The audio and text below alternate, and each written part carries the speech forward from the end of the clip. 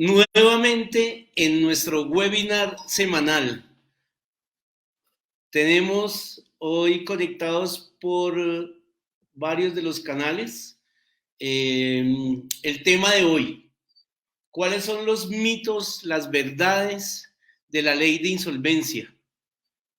Recurrentemente nos siguen preguntando sobre si es verdad todo lo que dicen de las bondades de la insolvencia. ¿Sí es verdad lo del tema de los honorarios? ¿Hay que pagar honorarios? ¿Cuánto tiempo dura el proceso? ¿Liquidarse es la muerte financiera? Entre muchas de las preguntas que tenemos para el día de hoy. Entonces, la metodología, amigos, avesa.co, sin la M, que se confunden, es avesa.co. Ahí ustedes van a encontrar la mayoría de respuestas y fuera de eso, en nuestro canal de YouTube van a encontrar nuevamente este video. Así que arranquemos de una vez. Lo primero es el tema de honorarios. ¿A quién se le ocurre que si yo tengo problemas de insolvencia, es decir, que no tengo plata, debo pagar unos honorarios? Entonces, esta creo que fue la pregunta que más se repite. Luego yo creo que vamos a hablar de esta por ahí 3 veces en esta horita, ¿no? Por respeto a nuestra hora, lo que siempre hemos dicho, arrancamos a las 7 y terminamos a las 8. Entonces, los honorarios. El tema de los honorarios es un tema que es, hay un honorario que es el del operador de insolvencia, que está regulado y que tiene unas tarifas, que va de acuerdo al monto de el capital que se adeuda. Capital. Recuerden que uno de los primeros beneficios que se tienen al ingresar a la ley de insolvencia es que lo primero que vamos a hacer con los acreedores en esa primera audiencia, lo que hacemos es independizar capital e intereses corrientes, intereses de mora, gastos de cobranza, seguros y todos los conceptos que están relacionados con el crédito. Recuerden que normalmente en la mayoría de los pagarés hay una serie de conceptos que todos sumados siempre terminan siendo mucho más que el capital. Entonces, lo primero que nosotros hacemos es desglosar el capital, entre otras tantas cosas, para determinar la tarifa. Lo otro importante ahí es que también eso es lo que va a definir es el derecho de voto. ¿Qué sucede con el tema, perdón? ¿Qué sucede con los honorarios del operador de insolvencia? Que precisamente están regulados. Si ustedes quieren ir, pueden entrar a Cámara de Comercio de Bogotá, por ejemplo, simulador de honorarios de insolvencia. Ahí ustedes entran y les aparece desglosado, de acuerdo al nivel de endeudamiento que ustedes tengan, la tarifa que se le debe pagar al operador. Después de eso siguen los honorarios de nosotros como abogados o el abogado que ustedes consideren o el asesor financiero que ustedes consideren lo puede acompañar al proceso. A este proceso pues realmente no es obligatorio ir con abogado, pero sí se les sugiere que siempre vayan acompañados de un abogado porque realmente el acompañamiento del profesional es vital para que a usted le vaya bien en su proceso, sea que busca o la liquidación o el acuerdo de pago. Pero entonces, devolvámonos al tema de los honorarios. Vamos en los honorarios del operador de insolvencia, los honorarios del asesor. Eso en la primera etapa. La primera etapa, ¿cuál es? La etapa de negociación. Y ojo, porque acá muchas veces, desafortunadamente, el cliente y el mismo asesor no es claro y no le dicen al cliente que los honorarios van hasta cierta etapa.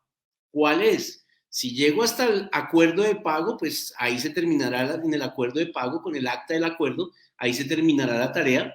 Pero ¿y si no hay acuerdo y voy a la liquidación?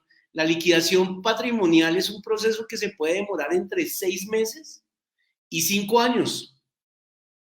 Mientras que la primera etapa, que puede ser en donde se haga la mayoría del trabajo, es entre 60 y 90 días, 2 o 3 meses. La ley es muy clara, pues salvo que no existan objeciones o alguna controversia, entonces pues en ese caso se demorará el tiempo en donde que se demore en ir al juzgado y volver. Entonces, estamos hablando de honorarios, recordemos, honorarios, honorarios del operador de insolvencia, del asesor, y si nos vamos ya para la liquidación patrimonial, en ese caso los honorarios serán los que el juez le indique de pago para el liquidador, que es un auxiliar de justicia. Estos honorarios de alguna manera también están reglamentados.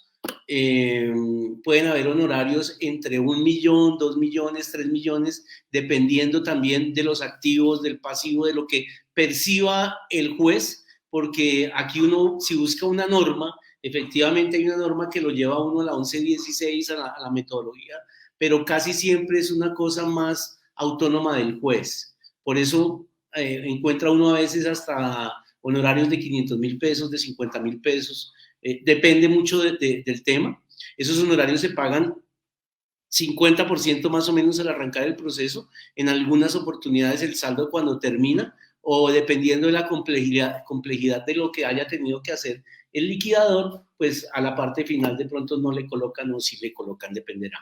Pero contemplen entre 2 y 5 salarios mínimos dependiendo del capital. Y fuera de eso, durante el tiempo que dure, pues realmente hay unos honorarios también para el abogado que lo vaya a acompañar. Pero eso suena a un montón de honorarios, pero no es tan así, porque cuando usted se pone a mirar el beneficio, el primer beneficio, que es que a su capital o al valor de la deuda que a usted le están mostrando, usted le quita los intereses corrientes, los intereses moratorios, los gastos de cobranza, los seguros y todo lo que tiene asociado, los honorarios siempre serán mucho más baratos que este valor que le estoy diciendo, y más ahora con la tasa de usura que se está presentando, que está por encima del 35 y del 40%. Entonces, recuerden que cuando nosotros entramos en mora, lo primero que perdemos es la tasa. Lo primero que usted pierde es la tasa, porque inmediatamente se le va a una tasa moratoria que no, en la mayoría de los casos es la máxima permitida por la ley. Y hoy está por encima del 35-36% anual. Así que eso es hoy. Acuérdense que eso cada 3 meses va cambiando, así que por favor, el que esté mirando este video, cerciórese en su momento de mirar cuál es la tasa. Hoy está por encima del 35%, no sabemos, como dice la canción, no sé mañana, pues no sé en el siguiente trimestre. Entonces, el tema de los honorarios, sí, efectivamente, la ley dice eso, que hay que pagarlos, pero siempre, siempre los honorarios serán mucho menores que el beneficio que de entrada se tiene por el tema de menos intereses, de menos gastos de cobranza. Entonces, y los beneficios, porque es que la tranquilidad que da la ley de insolvencia, de la suspensión de los procesos ejecutivos, de la suspensión de los cobros, la suspensión de los descuentos de nómina, libranzas, suspensión de remates, que le devuelven la tranquilidad al dueño de la casa, al deudor, para que pueda vender o hacer un negocio realmente desde la tranquilidad de la estrategia y no desde el miedo de perderlo todo. Entonces, la historia, la experiencia nos ha enseñado que los honorarios en principio sí es un impacto mental fuertísimo, es un impacto emocional durísimo cuando uno le dice, ¿y cuánto valen sus honorarios? 3, 5, 10, 15 o 20 o 30 millones de pesos, depende del endeudamiento, pero si uno lo compara con todos los insumos todos los rubros que les acabo de decir, como intereses moratorios, intereses de mora, realmente el abogado se está pagando los honorarios con los beneficios que la ley le da. Entonces, no se preocupen que ustedes de esta charla se van a ir con una conclusión. Primero, que el tema de los honorarios no es algo que les debe impedir entrar a la ley de insolvencia, porque para eso hay formas de pago, hay dependiendo de la situación en que usted se encuentre, también podemos hacer algunos beneficios adicionales, darle algunos beneficios para que usted no pierda la opción de hacerlo. Siempre que usted quiera y demuestre que lo quiere hacer, seguramente vamos a llegar a una forma para que usted lo logre hacer. Nosotros de entrada siempre analizamos muy bien al deudor y partimos de la buena fe. Partimos de la buena fe, entonces aquí siempre van a encontrar una forma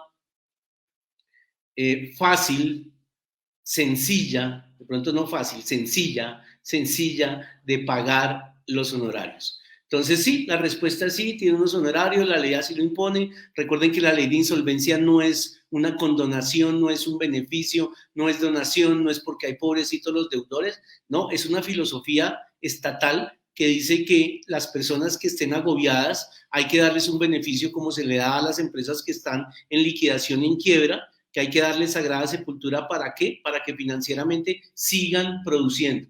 Es así de sencillo. La idea es blindar la economía para que las personas que estén bloqueadas y quieran volver a arrancar, precisamente lo pueden hacer. Por eso es que la ley también dentro de su reglamentación dice que uno puede hacer la ley de insolvencia si lo logra hacer en un acuerdo cada 5 años, tiene que esperar a que pasen 5 años, y si se fue a liquidación, tiene que esperar 10 años. Entonces, de alguna manera, esto es un beneficio de buena fe para que se reactive tanto el deudor como la economía. Entonces, en esa parte de honorarios, nos preguntan, si no tengo dinero para pagarle a mis deudores, ¿cómo voy a tener a mis acreedores? ¿Cómo voy a tener dinero para pagarle al abogado y al operador de insolvencia? Pues hombre, mire, la respuesta y también es la experiencia, es decir, es que ya cuántas insolvencias tenemos encima, cuántos procesos.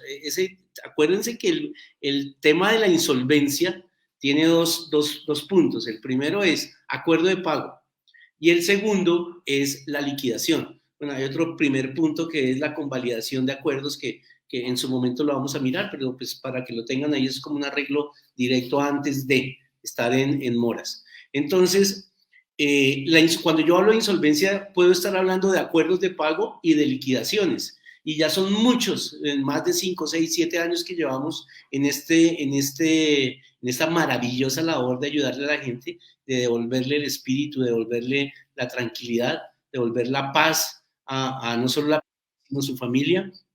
Encontramos que podemos devolverle la tranquilidad haciendo esta bonita gestión. Entonces, con el tema de los honorarios, para generarlos, nosotros tenemos un programa que se llama repotencialización de deudores y que consiste precisamente en eso, en entender qué es eso que le apasiona a la persona para que sea lo que esté haciendo, que si eso le genera valor a la gente, necesariamente, inevitablemente,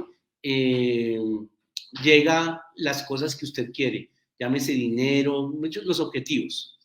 Dentro de las preguntas que nos hacen, nos dicen, ¿qué pasa en un proceso de liquidación si el deudor no tiene ningún bien?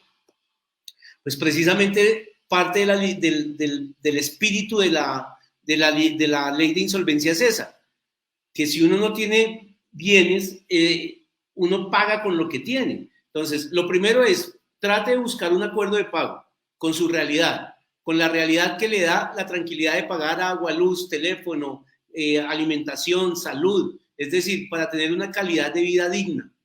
Después de eso le queda un dinero y con ese dinero usted hace una propuesta de pago. Si esa propuesta de pago no es atendida por sus acreedores, no es votada, porque aquí no se obliga a nadie, salvo que haya una votación por encima del 50%, si uno quiere un acuerdo a 5 años, o por encima del 60% de los acreedores. Recuerda que hablábamos de capital, del valor de capital, 60% de ese capital en 2 acreedores como mínimo. Entonces tenemos un acuerdo de pago a más de 60 meses, a más de 5 años. Pero si usted no logra eso, ¿la sanción cuál es? La sanción es que usted paga con lo que tiene. Entonces, ¿qué sucede? Que para unas personas la sanción es esa, pero para otras, de alguna manera, es un colchón, un salvavidas. que le dicen, bueno, ¿usted qué tiene? Entonces, no, yo no tengo casa, no tengo carro, no tengo finca, no tengo absolutamente nada de bienes, objetos de registro. ¿Qué tiene? Entonces tengo un televisor, tengo una lavadora, tengo camisas, y hay una serie de bienes inembargables, que son todos los que le acabo de comentar, la cama, la nevera, la lavadora, un computador. Pero uno a veces sí tiene un celular y tiene un televisor, ya el segundo televisor, tiene de alguna manera alguna joya, algo. Eso así valga 100.000 pesos y sus deudas valen 10, 20, 50, 100, 200, 500 millones de pesos, pues el juez lo que ordena es que con eso se le adjudica y se paga. Otro caso que se da mucho es la casa que vale 100 millones de pesos, pero la deuda vale 200 o vale 300. Pues con esa casa de 100 se le paga no solo al hipotecario, sino se le paga absolutamente a todas las personas a las que le estamos debiendo. Porque recuerden que uno de los principios de la ley de insolvencia es que debemos incluir a todos los acreedores, estén al día o estén en mora, no importa. Ahora, hay una exigencia para ingresar a la ley de insolvencia que dice que más del 50% del endeudamiento tiene que estar en mora y que esa mora tiene que tener más de 90 días. Entonces, si debo 100 millones de pesos, por lo menos 50 millones, un peso, tienen que estar vencidos. Y ese vencimiento tiene que estar a más de 90 días. Pero eso no quiere decir que si no está vencido no nos podemos preparar para entrar a la ley de insolvencia. Porque, ¿qué sucede? ¿Recuerdan que les dije que había una figura que se llama convalidación de acuerdos? Que eso también quiere decir que si yo ya sé que ya voy a estar en mora, ya sea porque se rebajó mi salario, porque el salario variable se ha modificado porque ya no tengo tantas comisiones como antes, o resulta que cambié de puesto, o resulta que un miembro de mi familia se enfermó y eso genera, perdón, unos egresos adicionales, o resulta que mi papá, mi mamá perdió su fuente de ingreso y yo como la única cabeza de la familia estoy ayudando. Entonces hay 1000 circunstancias que hacen que mi capacidad adquisitiva se reduzca. Entonces yo me puedo empezar a preparar sin necesidad de ir a la ley de insolvencia. Es decir, yo ya puedo empezar a mirar o un acuerdo o una convalidación de un acuerdo, o empezar a prepararme para que estratégicamente sea mejor utilizar los recursos que me están llegando para ingresar a una ley de insolvencia y no generar unos pagos de intereses corrientes, de intereses de mora, de gastos de cobranza. Porque muchas veces, creo que a la mayoría de los que estamos aquí nos ha pasado que nos llaman del banco, mire, usted tiene una solución y es que se le quedan 3 días de este mes, pague 4 millones, 5, 20 o 50, dependiendo de su endeudamiento, y con eso usted reduce la mora un poquito, entonces va a tener la tranquilidad de poder seguir buscando los recursos, entonces pague tanto. Pero cuando uno paga eso, más del 90% se va para intereses, honorarios, gastos de cobranza, y realmente a capital no llega nada. Entonces ahí es donde estratégicamente uno debe analizar las sumas y las restas para saber si se justifica invertir esa plata. Hay veces que sí, porque con eso yo ya sé que con eso aguanto 1 o 2 meses más y evito los procesos jurídicos, pero ya sé que mi capacidad adquisitiva la voy a volver a tener, que la voy a recuperar, entonces se justifica. Pero si de entrada sé que no voy a hacer nada con eso, que esos 5 millones, esos 7 millones de pesos que voy a pagar, lo único que van a hacer es tranquilizar al señor cobrador por 1 o 2 días, porque no es más.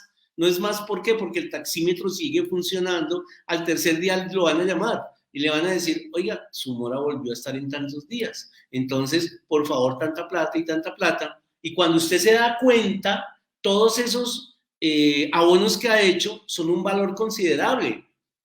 Y lo peor es que usted ha salido a buscar financiamiento a través de familiares, amigos, y en muchos casos el señor del gota a gota, y en muchos casos ahora todos esos créditos que están saliendo express en las redes sociales, que usted pasa la cédula y con la cédula y su número telefónico y básicamente el correo electrónico y la certificación de ingresos, con eso ya le sueltan 1, 2, 3 millones de pesos, pero si usted no sabe, si usted no está tranquilo que lo puede pagar, le sugiero, googleé qué pasa con las personas que no pagan a tiempo sus deudas. No sé si ustedes recuerdan el Chepito Cobrador hace unos 40, 50 años, no mentiras, como 30 y pico. Bueno, investiguen. Ahora es peor, ahora es peor. Puede usted verse abocado a salir expuesto en redes sociales porque tiene en mora una cuota de 100, de 200, de 300 o 500 mil pesos con unos términos bastante fuertes frente a su incumplimiento ante estos terceros. Entonces, todas esas cosas son las que tenemos que mirar antes de tomar la decisión de saber si le abono o no le abono algo a un banco, ¿sí? O a un acreedor. A veces es mejor reunirlos a todos. Recuerden que ese es el espíritu de la norma para que yo pague primero impuestos, todo lo que tenga que ver con papá gobierno, alimentos, si es que tengo alimentos, todos los temas laborales. Después pagamos todo lo que tenga que ver con prenda. ¿Qué es eso? Los créditos que tenemos para la compra de vehículo. Tercero, ¿qué pagamos? El crédito hipotecario. Primero el carro, después la casa. Cuarto, los créditos especiales. Créditos especiales son, por ejemplo, para el contador de su oficina, para el abogado de la oficina. En quinto, pagamos todos los que sean quirografarios. Precisamente ese es el espíritu de la norma que dice pague en una forma organizada, de tal manera que al final del ejercicio le pueda pagar a todos. Ese es un riesgo propio del ejercicio de los señores que prestan plata, porque para eso ellos tienen una tasa que de alguna manera cubre todos esos riesgos. Y recuerden que estamos hablando de acreedores y deudores de buena fe. Y el deudor de buena fe que viene a la insolvencia es porque de alguna manera quiere pagar. Y si realmente no lo puede hacer, pues ya ese es un beneficio legal. Es diferente el que viene a la insolvencia pudiendo pagar para irse a liquidación. Clase de clientes que nosotros no asesoramos. Uno se da cuenta claramente cuando el cliente quiere o no quiere pagar, o quiere o no puede pagar. Bueno, entonces estamos terminando esa primera parte de los honorarios, de los bienes. Dice aquí, ¿qué pasa si tengo embargos, libranzas, procesos judiciales y descuentos de la nómina? Bueno, ya lo había dicho en principio. Uno de los beneficios es que la ley de insolvencia lo que hace es que suspende estos descuentos, esos procesos, suspende remates, por ejemplo. Si usted tiene su remate dentro de 20 días, 30 días, la ley de insolvencia es la oportunidad de suspenderlo.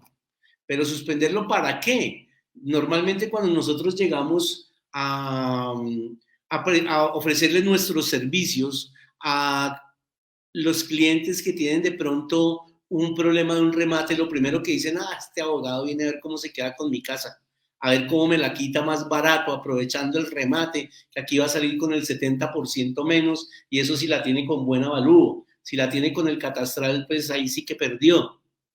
No, nosotros al contrario lo que llegamos es para devolverle la tranquilidad a ese señor deudor. ¿En qué sentido? En que si el remate es dentro de 20 días, dentro de un mes, la idea es que su remate se suspenda. ¿Para qué? Para que el señor deudor pueda con tranquilidad o vender o buscar otra alternativa de ingreso. ¿Por qué? ¿Qué sucede? Un proceso de liquidación, de insolvencia, se puede demorar, como les he dicho en varias oportunidades, en la etapa de negociación entre 60 y 90 días, pero en una etapa de liquidación se puede demorar entre 6 meses y 5 años, tiempo durante el cual todo está suspendido, en donde no se le paga un solo peso a los acreedores. Y es un tiempo donde el deudor va a tener tiempo para reactivarse y ahí sí poder hacer una propuesta de pago seria y sostenible en el tiempo. Me preguntan aquí que cómo así que una propuesta si ya se terminó la etapa de negociación. Tiene toda la razón. Discúlpenme que no lo aclaré. La primera etapa es de negociación formal, si se puede decir así. En la etapa anterior, que es la convalidación de acuerdos, también es negociación, porque al final el espíritu de la norma es eso, negociación. En la etapa de liquidación, antes de la adjudicación de bienes, y discúlpenme si estoy hablando muy técnico, porque siempre trato de no hacerlo, en la etapa de liquidación patrimonial, lo que se hace es nuevamente como ratificar lo que se hizo en la negociación de venir y decir, oiga, ¿cuánto le debo? ¿Cuántos son los intereses? ¿Cuánto es esto? ¿Qué bienes tiene usted? Y en ese tiempo, durante el tiempo que el liquidador se demora en hacer ese trabajo, se da una oportunidad para lo que se llama acuerdo resolutorio. Y un acuerdo resolutorio traducido es una conciliación. Es decir, oiga, venga, le debo 100, le voy a pagar de esta manera, o descuénteme los intereses, descuénteme esto, descuénteme lo otro y le pago de tal manera. Y si logramos otra vez la votación en los porcentajes que exige la norma, es decir, más del 50% para un acuerdo a 60 meses y más del 60% si quiere un acuerdo a más de 60 meses, me preguntan, ¿10 años? ¿15 años? Sí. Si usted tiene el 60%, sí, efectivamente le van a pagar. ¿Cuándo se da eso? Cuando el voto mayoritario lo tiene, por ejemplo, el acreedor hipotecario. Los créditos de los bancos, ¿a cuánto es? A 10, 15 y hasta 20 años. Y si usted ha pagado 3 años y le quedan 17, pues es muy factible que a usted le den 17 años para pagar su crédito. ¿Con qué votos? El hipotecario y el voto el de prenda, el crédito del vehículo, e incluso con el de impuestos. Con esos 2 votos ya usted tiene, y los de quinta clase deben esperar los 17 años para empezar a pagarle a ellos. Entonces, uno podría decir, uy, qué cosa tan injusta. Realmente, pues como muchas cosas en el derecho, ¿es justo o no es justo? ¿Es legal o no es legal? Claro que es legal. Es como cuando uno va a un banco y saca 20,000 pesos y el cajero le cobra 6,000 o 7,000. Le está cobrando más del 30%. ¿Eso es justo? No sé, pero es legal. Ese muchacho que estudia en Bogotá y su papá se rompe el lomo en una de las veredas para mandarle a ese muchacho y le manda los 500,000 pesos exactos para que cubra el tema de la matrícula o la pensión, lo que tenga que pagar, el arriendo de su habitación. Y cuando saca la plata, le quitan, no, discúlpenme el término, no le quitan, por obra del contrato, porque es un contrato y es perfectamente legal, le quitan 100, 7 o 10,000 pesos. ¿Justo? No sé, pero es legal. Es lo mismo que la ley de insolvencia. Ahora, recuerden que un banco a veces está en quinta, ¿cierto? Quirografario, y a veces está en segunda, y a veces está en tercera. Entonces, es parte del ejercicio. Recuerden que el tema bancario es un negocio protegido por el Estado. Recuerden el 2 por 1000, el 3 por 1000 y el 4 por 1000 que hoy tenemos. Hoy se da para otra asignación, pero en principio los que recuerdan por qué nació porque la banca estaba en un problema estructural muy fuerte con el tema del UPAC, se estaban viendo súper atareados, que todos los que teníamos cuenta o movimiento bancario, tenga o no tenga crédito, tuvimos que pagar el 2 por 1000 para los bancos. Salimos a apoyarlos. Entonces esto no es nada diferente a un apoyo para el deudor. Es un sistema propio de el ejercicio del crédito y de la economía. Y esto no es solo en Colombia, esto y es más, dentro de los que menos tenemos avanzado el tema, de pronto somos nosotros a nivel mundial, a nivel suramericano, creo que somos de los mejores, tendríamos que compararlos. Bueno, con eso entonces estábamos hablando de los beneficios. Esta pregunta me gusta.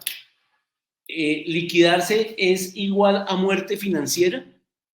Entonces, no, es precisamente el shock de volver a nacer. ¿Por qué? Porque es que si usted está en un proceso ejecutivo, ¿qué es lo primero que tiene usted en un proceso ejecutivo? No, ni siquiera con el proceso ejecutivo, con la mora. Lo primero que usted tiene con la mora es un reporte ante centrales de riesgos, en donde ahí está muerto financieramente. Ahí está muerto financieramente, ¿por qué? Porque usted está reportado y las normas internas de los bancos dicen que al reportado no se le presta. Así de sencillo. Entonces, si no tengo capacidad de pago, pues tampoco me prestan, independiente que no esté reportado, pero como estamos hablando es de la muerte financiera porque los bancos me presten o no, lo primero que yo aclararía es que a uno le prestan es en la medida en que tenga capacidad de pago. Pero teniendo capacidad de pago, si usted tiene un reporte, pues no le van a prestar. Entonces, ¿a qué vamos? Que si usted tiene moras y está en un proceso ejecutivo, pues usted tiene un tema de reporte. Ahora, recuerden que la ley del borrón y cuenta nueva redujo el tiempo de permanencia de los reportes en centrales de riesgos y ahora usted no puede estar reportado sino máximo 8 años. Pague o no pago, pague o no pague, al octavo año y un día tienen que retirarlo. Eso no significa que no deba. Lo único que va a significar es que usted ya no debe estar en centrales de riesgos. Pero la ley de insolvencia, ¿qué le da? La ley de insolvencia sí le da varias cosas frente a la muerte financiera que dice la señora que nos hizo la pregunta, que no alcanzo a ver el nombre, me disculpa la señora, pero estoy respondiendo. Entonces, dice, estoy muerta financieramente en la ley de insolvencia, le estaba haciendo todo el preámbulo de que no es nada diferente a lo de un proceso ejecutivo estar en mora con ciertos beneficios que sí tiene la insolvencia. Entonces, lo primero, cuando usted ingresa a la parte de negociación, en reportes de centrales lo que dice es que usted está en un proceso de negociación y que lo está cumpliendo. Y en la medida en que usted lo cumpla, su reporte va subiendo, va mejorando, su calificación va mejorando. Acuérdense que siempre estamos reportados para bien o para mal. Bueno, no siempre. Ahora cuando les sale de liquidación, se van a dar cuenta que hay un momento en donde volvimos a nacer ni reporte bueno ni reporte malo. Ya vamos para allá. Entonces, en principio, en el tema del reporte en acuerdo de pago, lo que sucede es que en la medida en que yo voy pagando se va mejorando. Pero aquí hay gente que me dice, ¿y me prestan plata? Yo le digo, ¿y como por qué le van a prestar plata si está en un acuerdo de pago? Sí, pida permiso y explique por qué. Y explique por qué necesita más plata y no paga. Y de pronto entre todos los bancos se ponen de acuerdo y le dicen, listo, le prestamos más plata. Pero en estricto derecho y en estricta práctica, la insolvencia nos enseña a vivir sin bancos. Porque ahora, con tanta plata buena que hay en el mercado, lo que se necesitan son buenas ideas. Ideas que sean serias y sostenibles en el tiempo y que generen ingresos. Siempre va a encontrar a alguien que le va a patrocinar fundaciones, ángeles. Hay una serie de inversores, ángeles de inversión, que le pueden estar prestando plata para sus buenas ideas. Entonces, perdón, el tema de los créditos dentro de la parte de negociación, pues sí se pueden hacer pidiendo permiso. Ahora, si nos vamos para la liquidación, ahí es donde les decía ahorita que hay un momento donde usted ya queda sin reporte bueno o malo. Entonces, en la liquidación, ¿qué dice? Pasado el primer año de la liquidación, se empiezan a contar el tiempo máximo que usted debe estar sancionado. ¿Y cuál es? El doble del tiempo que usted ha estado, hasta máximo 4 años. Entonces, eso quiere decir que demórese lo que se demore la liquidación. Una vez salga la sentencia del descargue de deudas, dije que no iba a ser tan técnico, descargue de deudas es tan sencillo como cuando el juez llega y dice, el señor A ya al banco X no le debe nada porque todas sus deudas han migrado a deudas naturales porque no tenía cómo pagar. O en ese momento ha dicho, con esta casa adjudíquesele y la diferencia entréguesela al deudor. En ese momento, después de esa sentencia, si ya pasaron esos 5 años, usted debe quedar en las centrales de riesgos sin reporte bueno ni reporte malo. Entonces, ahí viene la otra pregunta. Sí, yo con 40 años o 35 o 50 o 60, sin reporte en centrales de riesgos, automáticamente se dan cuenta que estuve en un proceso de liquidación. Sí, es una realidad, pero los bancos no tienen memoria. ni para lo bueno ni para lo malo. Recuerden, les he dicho, los bancos son un negocio perfectamente legal. Entonces, ¿qué sucede? En ese momento, a usted lo que le van a mirar es su capacidad de pago y van a mirar usted qué tan interesante es para el banco. Y si usted es interesante para el banco, pues usted tiene un data crédito que no tiene reporte ni bueno ni malo. Entonces le irán a preguntar, oye, ¿y usted por qué no tiene historia crediticia con tantos años? Y se la empezarán a crear como cuando uno empieza con la tarjeta del éxito, pero le van a prestar. Y si no le prestan, no es porque haya estado en la insolvencia, es porque todavía no tiene una serie de requisitos. Pero ya cuando le van a prestar, porque es un negocio y si usted muestra que puede pagar y no tiene problemas con reporte, le van a prestar.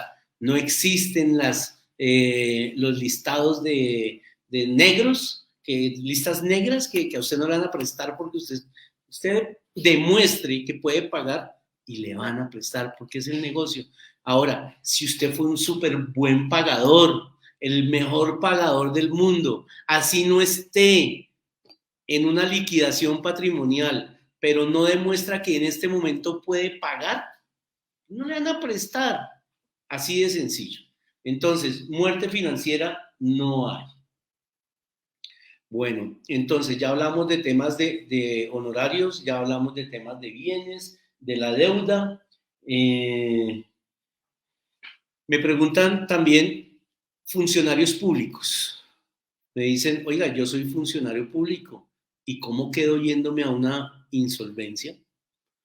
Pues desde mi punto de vista, eso hablaría muy bien de usted, porque es una persona responsable que está buscando una solución. Salvo que usted sea un financiero con PhD en no sé qué cosas de finanzas y con un montón de cosas financieras, realmente yo no veo cuál sería el problema de que usted tuvo una situación que puede tener cualquier ser humano y que entró en desgracia financiera. Diferente será si usted maneja las finanzas de la empresa y dirán, bueno, pues si no puede con las personales, no sé si pueda con las de la entidad, pero no es una causal, salvo que exista algo y es una línea muy delgadita dentro del contrato laboral que diga que si usted tiene más de 2 procesos, no podría ser el liquidador en la 1116. Allá sí no podría ser, allá sí no podría ejercer esa actividad. Pero de resto usted no lo pueden despedir de su trabajo por estar en ingresar a una ley de insolvencia, porque al contrario yo lo veo es como una persona responsable que efectivamente lo que está buscando es pagar en orden las acreencias. Bueno. Otra vez me preguntan por honorarios. Pues me gusta que sigan preguntando. No sé si no fui claro o acabaron de llegar. El tema de los honorarios, sí hay que pagar honorarios. Entonces, no voy a volver a repetir todo. Lo que quiero es dejar el mensaje de que efectivamente sí hay que pagar unos honorarios, que existen de pronto 4 honorarios. 4.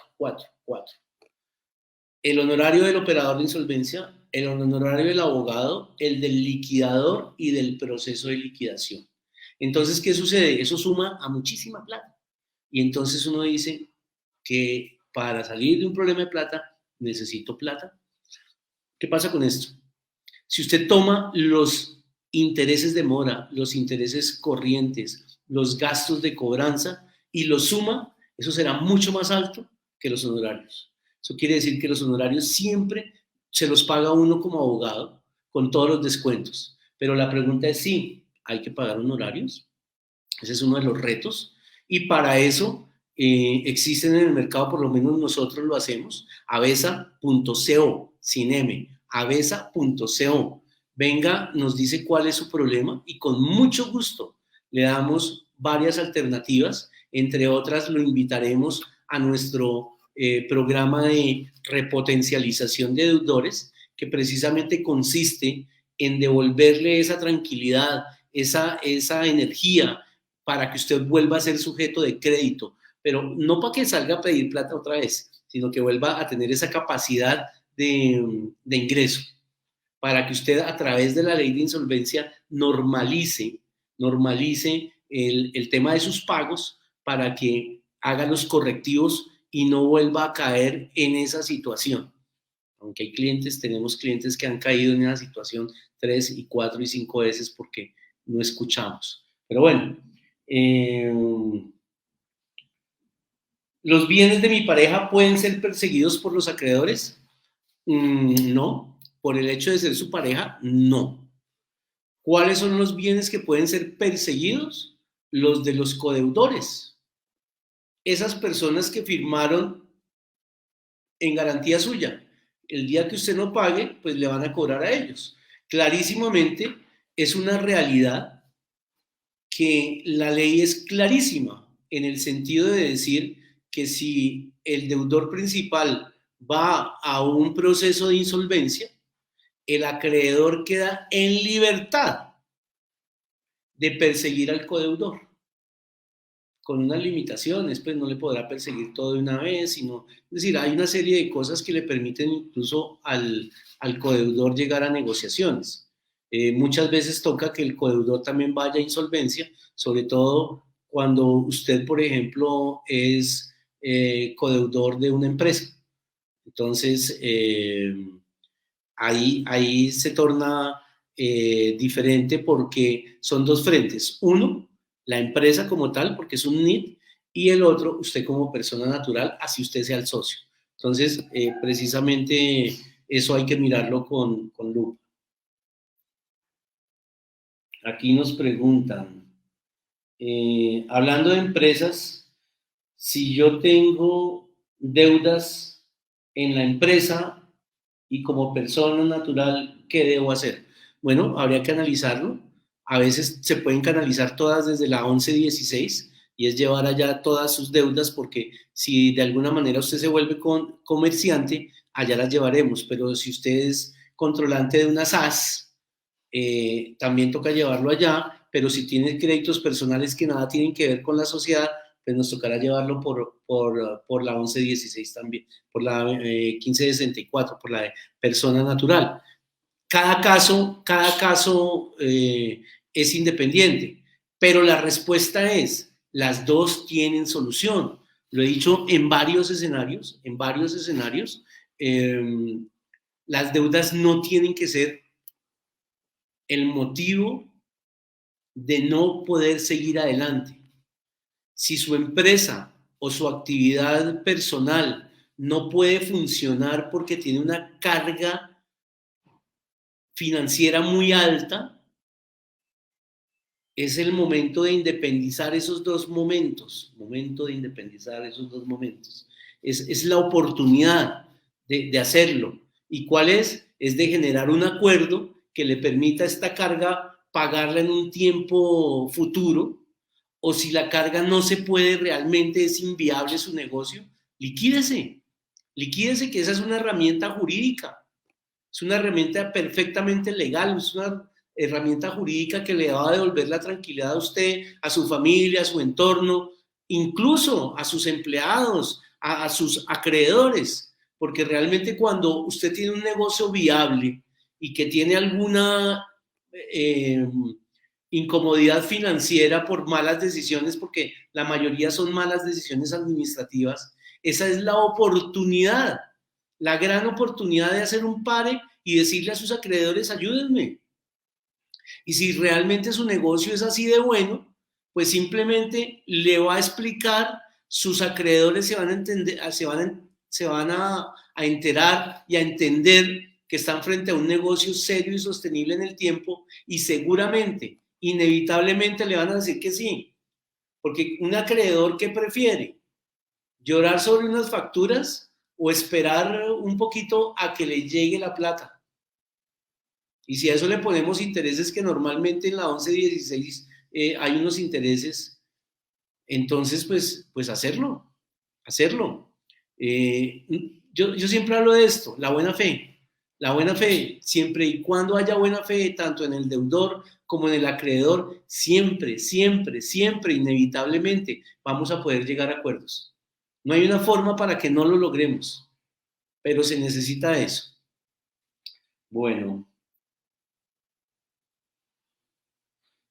aquí ya me empiezan a hablar de otros temas que pues son interesantes, que tienen que ver, pero estaban hablando de deudas de más de 8, de 9, de 10 años. Entonces ahí se puede presentar la prescripción. Me dicen también qué pasa con lo que hablábamos ahorita de los 8 años en centrales de riesgos, que después de 8 años ya no están reportados, entonces que ya no tienen que pagar. No, eso no fue lo que dije. Lo que dije es que después de 8 años efectivamente podría operar la prescripción, pero la prescripción no opera simplemente porque yo lo diga, yo tengo que ir a donde un juez. Entonces, cuando a mí me demandan, yo en mi contestación de demanda, lo que digo es, esa deuda ya prescribió. Y por eso es que hay que estar muy pendientes de varias cosas. La primera es que cuando usted lo llaman de la casa de cobro, normalmente ya a esas alturas es casa de cobro, ya el banco directamente no está, y le dicen, venga, firmemos este nuevo acuerdo de pago, ahí la prescripción se interrumpió. Ya puede que esa deuda haya sido de 20 años atrás, pero si usted la admitió ahorita, ya eso vuelve a arrancar. Por eso tan importante que cuando usted le estén cobrando esas deudas tan viejas, lo primero que tiene que hacer es, oiga, señor cobrador, por favor déjenme ver el documento. Y ese documento usted se lo presenta a un abogado, nos llama y nosotros con mucho gusto le decimos si ese documento presta mérito ejecutivo o no, si le pueden cobrar o no, si eso ya está prescrito o no. Porque realmente, pues cada uno en su negocio y los señores cobradores pues están haciendo la gestión y es perfectamente legal que usted lo llamen y usted le diga, oiga, usted me debe hace 20 años. Y en esa época eran, no sé, 5 millones, hoy ya son 50. Entonces vamos a hacer una cosa para que vea lo bacano que yo soy. No le voy a cobrar los 50, le voy a cobrar 20 o 10, pero firme acá. Y ahí volvió a nacer la obligación con los 10 o con lo que usted haya firmado. Pero si usted lo que le dice es, oiga, déjeme ver el documento, y ese documento efectivamente ya tiene más de 3, 4, 5, 6 años del último cobro que le hayan hecho a usted, ya necesariamente esa prescripción ya no se interrumpe y efectivamente ya usted podría iniciar un proceso judicial donde usted solicite la prescripción del documento o esperar a que le cumplan la palabra los señores cobradores, los señores acreedores, de iniciar el proceso ejecutivo. Porque es que iniciar el proceso ejecutivo también es una oportunidad de darle vida al título. ¿Cómo? Si usted no contesta la demanda. Así de sencillo. Por eso lo importante es que cuando usted lo demande, usted conseguir un abogado, para que el abogado le ayude a contestar la demanda, porque muchas veces las demandas que se presentan es para revivir el título. Bueno, para revivir la deuda, para que nos entendamos. Entonces, yo como banco ya me di cuenta, yo cobrador de la agencia de cobro, yo digo, este título está vencido. Pero mire, este señor ya está trabajando, este señor ya tiene un salario, mire que ya también tiene una casita, mire el carrito en el que anda, entonces vamos a iniciar el proceso. Y pues lo peor que me puede pasar es que dentro de las objeciones me digan, de las excepciones me digan, oiga, no, esto ya está prescrito.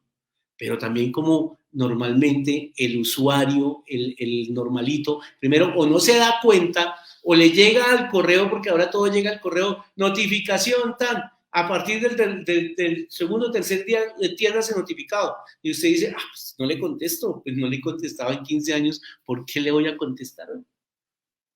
Y reactivado su proceso, señor, reactivado su título, se rompió la prescripción y ahí viene cuando usted ve su cuenta bancaria o su cuenta de nómina con el 20% de su salario menos. ¿Qué fue? ¿Se equivocaron en recursos humanos? No, señor, le llegó el embargo de su salario. Y nada que hacer porque ya revivió. Así que estén muy pendientes. Si ustedes tienen endeudamientos, estén pendientes de su correo electrónico porque ahora las notificaciones llegan por correo electrónico. Cuando eso pase, inmediatamente llámenos a besa.co, escríbanos. Ahí estamos, 350-280-3906 o 07 o 08 o 09. Ahí estamos. Llámenos que nosotros con mucho gusto les decimos qué hacer. para que defiendan sus derechos, para que puedan hacer un acuerdo de pago serio y sostenible en el tiempo. Pero si su situación está para una liquidación, también los acompañamos en la liquidación, porque de eso se trata, de eso es la ley lo que le da la oportunidad de tomar la mejor decisión. No para dejar de pagar, porque al final usted va a pagar por medio de la sentencia judicial, es para que usted se vuelva a reactivar y usted pueda primero tener la calidad de vida que usted se merece, que le dé la calidad de vida a su familia, para que usted trabaje con tranquilidad, para que usted se levante todos los días por la mañana. Bueno, por la mañana no, a veces uno se levanta a las 11 o a las 2 de la tarde porque su ciclo le permite producir en el otro tiempo. Entonces, para que usted se levante a hacer lo que realmente le apasiona, que eso le genera valor a la gente, e inevitablemente las cosas le empiezan a salir. Entonces, asesórese. Siempre que le llegue una notificación de un banco, mire si es la advertencia normal que le están haciendo los bancos o ya se trata de un proceso ejecutivo en su contra. Aquí una persona me está diciendo, tuve empresa, ya no la tengo. ¿Puedo ingresar a la ley de insolvencia? Sí, claro, claro. Que la ley es clara, la ley dice, miremos los requisitos hoy. Ahora, si todo su endeudamiento está a nombre de una razón social, pues tendremos que atender ese procedimiento dentro de la ley de insolvencia de persona jurídica, dentro de la 1116 y los decretos que todavía de pandemia están vigentes hasta el 31 de diciembre de este año. Entonces, y si no, verificamos si lo podemos hacer por intermedio de la ley de insolvencia de persona natural no comerciante. Hay que mirarlo. Creo que todavía nos quedan tiempo para 2, 3 preguntitas. Estoy debiendo la cuota del carro. Me hablan que me lo pueden quitar en cualquier esquina. Sí. Pues sí. Le voy a decir cómo. Seguramente ese señor o esa señorita cobradora, esa es la forma de cobrar de las empresas dedicadas sobre todo a los créditos de vehículo, porque son los que tienen garantía mobiliaria. Entonces, sobre todo hay una empresa muy fuerte que lo llama usted y le dice, si en 10 días no me ha pagado, le voy a quitar su carro. Usted me autorizó para que yo vaya y me pague con su carro. Entonces, sí, esa es una de las ventajas de la ley de la garantía mobiliaria, y es que para que la hagan efectiva no necesitan un proceso tan fuerte como es el ejecutivo.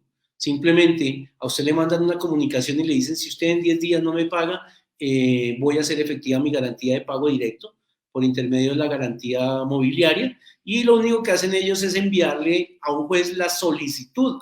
No es un proceso, es una solicitud, pues para efectos judiciales debería ser un proceso, en donde a usted el juez simplemente, sin mirar, no, él lo único que mira es que haya una garantía mobiliaria y que le digan que está vencida. Se acabó. El juez en ese momento lo que dice es, SIJÍN, autoridades de tránsito, sírvanse secuestrar este vehículo de placas tal en el lugar en que se encuentra. Entonces, incluso usted coloca ya la dirección de su parqueadero, ya podrían llegar porque usted dio la autorización, es que no están haciendo nada que usted no haya autorizado, perfectamente legal. Lo que pasa es que uno cuando está en la emoción del crédito y agradecido, claro, obviamente, porque ¿cuál es el último crédito que le dan a uno cuando ya está al tope de su capacidad de endeudamiento? El de vehículo. ¿Por qué? Porque precisamente tiene esta garantía que hace que usted a la primera cuota, hay entidades que a la primera cuota ya le están, yo no digo amenaza, le están advirtiendo, le están diciendo, mire, en su contrato dice esto, si usted no me paga en 10 días, la hago efectiva. Y de procesos rápidos ese. Entonces, simplemente se da la autorización y simplemente cuando usted lo paran en una esquina, en un retén normal, o también usted ha visto que los señores policías son muy proactivos en este momento y está muy bien porque están revisando precisamente las órdenes de captura, entonces usted ve que los señores ellos no van chateando, ellos lo que van mirando es la placa, o ahora como todo sale por el sensor, ahí dice orden de captura. A usted lo paran y le dicen, señor, hagan el favor, se baja el vehículo porque este vehículo tiene orden de captura, le llenan su recibito, le dicen, mire, va a quedar en el parqueadero tal. ¿Qué hace usted con eso? Corre y me llama, ¿no? Bueno, lo primero es que no espere a que eso suceda, hombre. No espere a que, si a usted ya le llegó la carta de la garantía mobiliaria, lo primero es que ponga su carrito en reposo. Es decir, téngalo ahí guardadito mientras usted mira cómo va a hacer una propuesta de pago para salvar el pichirilo, para salvar el carrito, la supercamioneta. No la deje perder, porque es que en un pago directo eso prácticamente se va derecho. Además que recuerden que el negocio de bueno, sí, puede volverse negocio para ellos recibir el carro y volverlo a vender, y entonces, pero inicialmente el negocio de ellos no es ese, el negocio de ellos es crédito a una tasa. Y si usted puede dar una opción de pago que de una vez le ayude a resolver todas sus deudas, ¿por qué no hacerla? Entonces no espere a que esté la orden, porque si presentamos la solicitud de insolvencia, una de las medidas que se puede suspender es esta, la garantía mobiliaria. Ahí tenemos una interpretación jurídica entre los que estamos a favor de la ley de insolvencia y entre los que están a favor de la ley de garantía mobiliaria. Para ellos, la ley de insolvencia no cabe dentro de la garantía mobiliaria, y para nosotros la garantía mobiliaria no cabe dentro de la insolvencia de persona natural, cabe en la 1116, porque fue creado para empresas, no para personas. Entonces, ¿qué sucede? Ahí hay una hermenéutica jurídica, la interpretación jurídica, y hay jueces que tienen una línea de pensamiento y hay otros jueces que tienen otra línea de pensamiento. Pero ¿dónde se marca la diferencia? La diferencia se marca en que usted no permita que le aprendan el carro. Porque cuando usted le aprende en el carro, una de las situaciones que se presentan acá es que hay una cláusula que usted aprobó. Cuando usted firmó, usted aprobó que es el pago directo, y eso no es nada diferente a que cogen el carro, lo venden y con esa plata se paga directo. Eso es decir que el carro ya está a nombre de un tercero. Pero ¿a qué voy yo? Que si ustedes lo hacen de una manera proactiva, si ustedes lo que quieren es hacer presentar un acuerdo de pago serio y sostenible en el tiempo, pues seguramente lo vamos a lograr. Y si para eso necesita 3, 4 meses mientras organiza sus ingresos, pues hombre, podemos hacerlo, consúltenos, no pierdan sus activos, presentemos formas de pago serias y sostenibles en el tiempo. Aquí se me están quedando como 4 o 5 preguntas, pero ya por el tiempo no alcanzamos. Yo quiero terminar con la de la garantía mobiliaria, que me preguntan que si teniendo ya el carro aprendido ya se perdió. No, nosotros tenemos la posibilidad de hacerlo, pero recuerden, no es porque la ley obligue, porque esta ley no obliga a nada, salvo a los que no votaron en contra y fueron... están por debajo del 50 o el 60% dentro del tiempo. Me quedan minutos, espero poderles decir acá que sí hemos podido recuperar vehículos, pero ¿cómo? Con un acuerdo de pago serio y sostenible, y usted siempre lo podrá hacer, siempre que usted quiera. Déjenos conocer su posición en este momento, qué es lo que le pasa. Pero si usted fue susceptible de créditos de 100, de 200, 300 millones de pesos y hoy no le prestan ni 2 millones, algo pasa. La experiencia nos ha enseñado que le podemos devolver el espíritu. www.avesa.co 350-280-3906-07-0809. En cualquiera de esos teléfonos los podemos atender. Entonces, ley de insolvencia, que los honorarios no sean un problema para ingresar. Sí se pueden suspender todos los procesos ejecutivos, descuentos de nómina, libranzas, sí se pueden suspender las acciones de cobro. Por respeto al horario, como siempre lo digo, arrancamos a las 7 y terminamos a las 8. Nos quedan 20 2 segundos para invitarlos al próximo webinar dentro de 8 días. Va a ser un tema maravilloso. Vamos a traer a una exoperadora de insolvencia, a un abogado de banco y al suscrito, para que entre los tres les demos nuestra opción, nuestra posición, nuestra óptica de cómo es la insolvencia visto desde los 3 puntos.